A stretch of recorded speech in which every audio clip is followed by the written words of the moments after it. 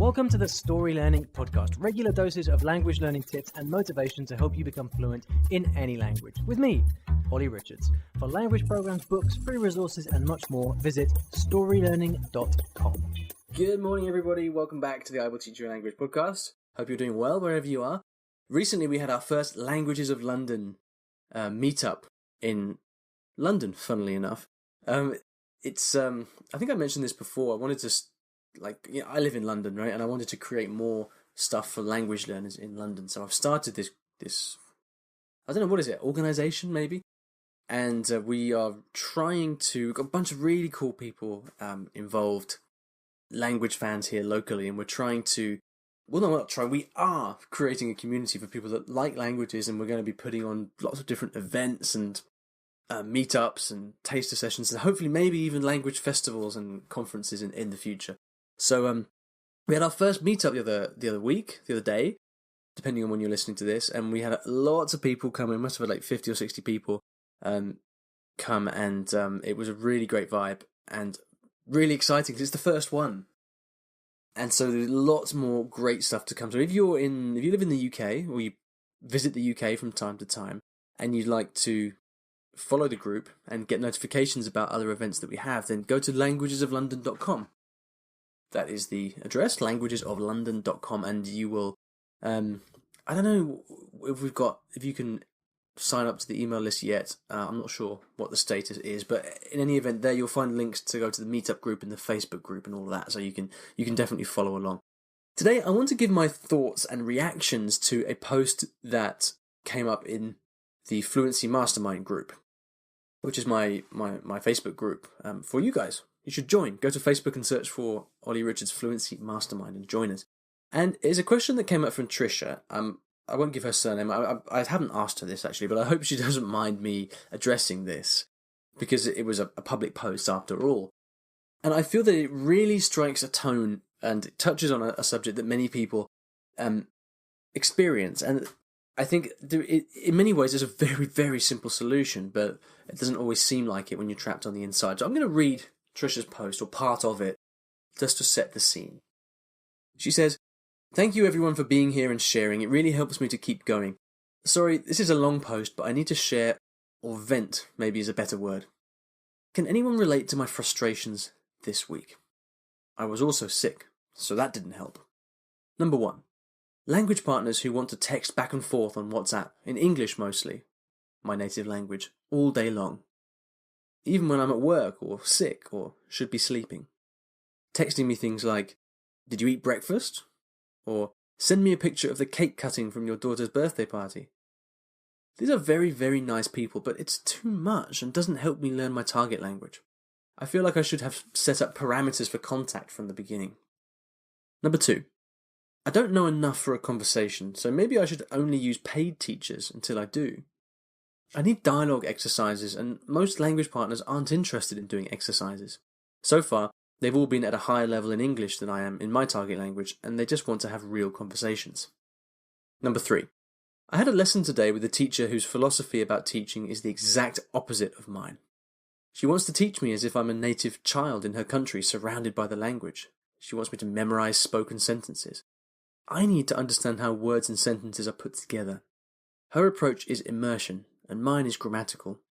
I know how many people agree with her, but that's not for me, especially with Tamil, where words are very long. Writing and reading are very important to me, and I adore grammar." Okay, there is a fourth one as well, but I think that's not so related.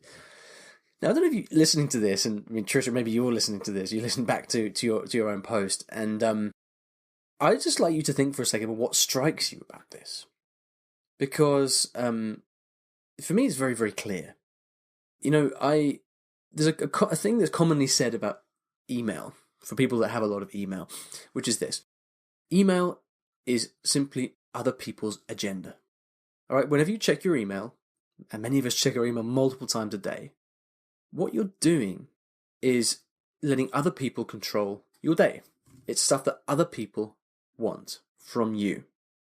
Now, if you just use your email for friends, then maybe that's not the case, but certainly if you use email for work, then you'll know what I mean.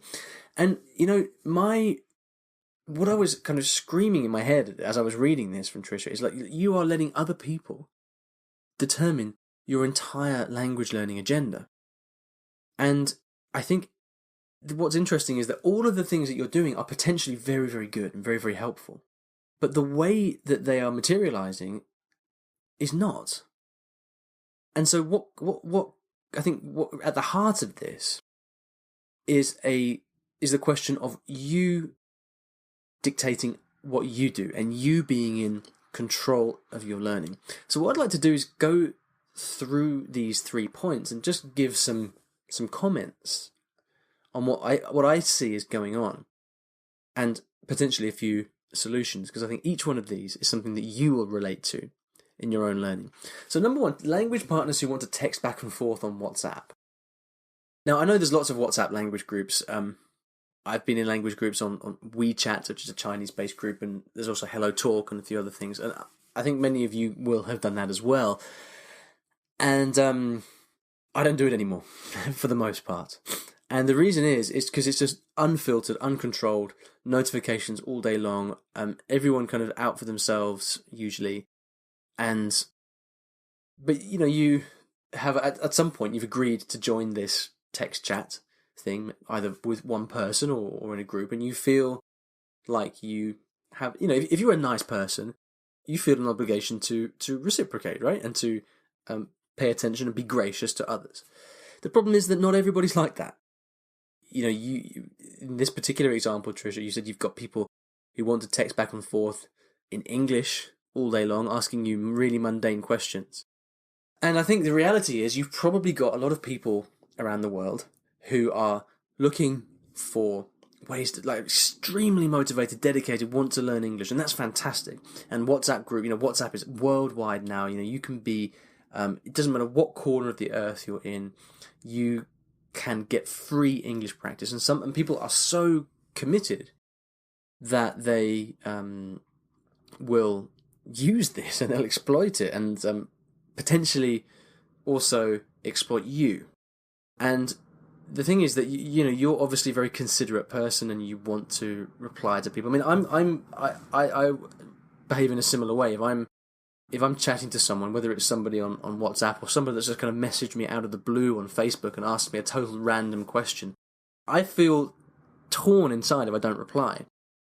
And it's a really vicious circle, because you end up more kind of preoccupied with behaving well socially than you do actually practicing the language, which is the reason that you're there in the first place, right? And this is the thing about these kind of communal language practice activities, is that you cannot escape the fact that you're interacting with other people, and you need to have certain social graces, and language learning usually in these contexts, for me at least, ends up slipping into the background, and you end up spending a lot of time and getting very distracted and not really practicing your target language. Now, there are exceptions. I have had people that I've kind of texted back and forth with who have been super accommodating and really helped me. But that's not happening here in this case. And if you find that, then great. But the first thing that I would do in this case, Trisha, is just simply delete the app, or like get out of the conversation, whatever it is. If you need to make your excuses, you say, sorry, I'm really busy, I can't do this anymore, best of luck with your English, and just leave. I don't see any real benefit to continuing this kind of interaction. Now, it can be difficult to do that, because you think, well, I might learn the old word. There is a benefit to it. But there's a difference between having something that gives you a marginal benefit and then spending that same time doing something that is extremely focused and productive in your language learning.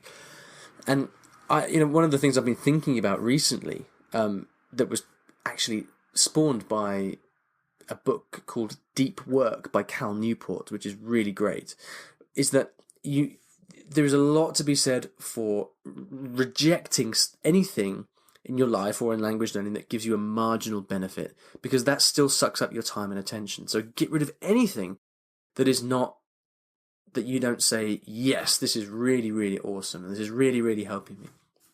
So that's the first one. Number 2, talking about you don't know enough for conversation, so maybe you should use paid teachers. My language partners are at a higher level in English than me. It's kind of the same problem, this. Okay, now, on the podcast, I often talk about how great it is to have language partners, whether they be online or face-to-face or whatever, because they can give you lots of conversation practice, and they can be, they can help you grow your confidence and be very mutually beneficial. They can, but often they don't. I've said this many times before, with language partners, I often have to try 5, 6, 7, 8 people in order to find one person that really gels with me. I wrote a post recently called the worst language exchange ever, and that is a prime example of how terrible language exchanges can be. So, Trisha, you may find somebody, and if you keep going, you will find somebody eventually who's great as a conversation partner. But until that time, knock it on the head. There is no sense in you getting frustrated, and language exchanges that don't go well can lead to immense frustration. And again, the kind of dialogue in your head is, well, there is some benefit here. I can learn, so I shouldn't stop it. But what my argument here is that you should stop it. Anything that doesn't give you a clear benefit, that's clearly productive, knock it on the head. So get rid of your WhatsApp groups. Stop these conversation exchanges which are only frustrating you and not being productive. Number 3, you had a lesson with a teacher who has a totally different philosophy about teaching than mine. Now, again, I think you can probably see where I'm going with this. You're letting other people dictate where you are, what you're doing, right? You're letting other people decide what you do. And with this teacher, she may be a great teacher. She's not for you, though. And you're very clear about this in your message. You say, I need to do this. Her approach is that. I know it's a good approach, but it's not for me. You're being so clear about this, so knock it on the head. Now, you may reply at this stage, well, I can't stop doing everything. How am I going to practice my language? You can do an awful lot of stuff on your own, all right? And you maybe in a situation like this, you probably should do a lot of stuff on your own. Okay, I think you said somewhere before, like, you don't know quite enough for a conversation yet. That tells me you're still in the very early stages of learning the language. And especially at the early stages of learning a language, there is an awful lot that you can do just by yourself. You can spend time listening and reading. In the last episode, I talked about my conversations project, specifically because that, there's so much you can do just listening and reading by yourself, learning more vocabulary. But whatever it may be, my contention is that with you just sitting down by yourself for an hour of focused study time, doing what you want to do, you are going to make progress in leaps and bounds beyond what you're getting from these kind of random encounters and unproductive sessions with other people. Now, obviously, in terms of how to study by yourself, this is what we talk about on the podcast, independent learning, right? So I won't get into that here. But I just thought it was very, very interesting looking at all these different things that you've mentioned and the complaints and the frustrations you've got. You need to trust your instincts with language learning. I've always felt that when I trust my instincts, I listen to the voice in my head telling me this is productive. Like, this may be hard work, but it's working. Like, whenever I have that feeling, I double down on that and I keep doing that. Don't fight losing battles. For a start, there aren't enough hours in the day, but secondly, for every little WhatsApp message you reply to, you're distracting yourself. You're depriving yourself of attention and focus for whatever else you're doing in your life or in your language learning. Probably in your life, if you're working and you're responding to these random WhatsApp messages about, what did you have for breakfast? This is not adding value to your life. And so if you remember you can learn a lot of stuff by yourself, then I would recommend that you have this approach where you stop doing literally go cold turkey, stop doing everything. And then slowly start adding in one thing at a time and ask yourself, is this adding value? Is this helping me improve? And if that means that you study by yourself, that's fine. You don't need to be out there talking with people all day long. It can help, but only in the right circumstances. And especially, and this is important, if you're still at the beginner stage, I think you've got a lot more to learn, a lot more to gain by making sure that you're studying well by yourself, growing your vocabulary, improving your comprehension of the language. Because then once you've got all of that, you can then go out and be a more confident speaker and get more out of your time spent speaking the language. So I hope that was interesting, useful, maybe gives you something to reflect on. If you would like to ask me a question for the podcast, you can. Please go to iwillteachyoualanguage.com/ask. Now, at the end of every episode, I like to leave you with a resource of some kind on the topic of the show. And what we've been talking about today is streamlining. It's focus. It's trying to reduce overwhelming options. And so there's an article that I wrote, and I think for me, it's like one of my favorite articles that I've ever written. And it's all about how to use an approach that I call the one thing. So simply focusing on one thing in your language learning with the intended effect of reducing overwhelm and making progress by going deep on one particular study path. I'll put a link to that in the show notes. Definitely read that if you're feeling a bit overwhelmed in your language learning. The link for that will be iwillteachyoualanguage.com episode 183. iwillteachyoualanguage.com/episode 183. Thank you so much for listening, and I'll see you in the next episode of the podcast. Thanks for listening to today's episode, and in case you didn't already know, I teach languages in a rather unusual way through stories. Now, stories are a great way to learn a new language because when you're engrossed in a story, you remember things more easily, and the mechanics of the language just start clicking inside your brain. It's quite something, and if you'd like to find out how you can learn a new language or improve your skills in a language that you already know and do it with the power of stories, then you should check out my free Story Learning Kit, which will teach you exactly how this method works and how you can use it yourself to learn a new language. Visit storylearning.com/podkit, that's PODKIT, to get free access.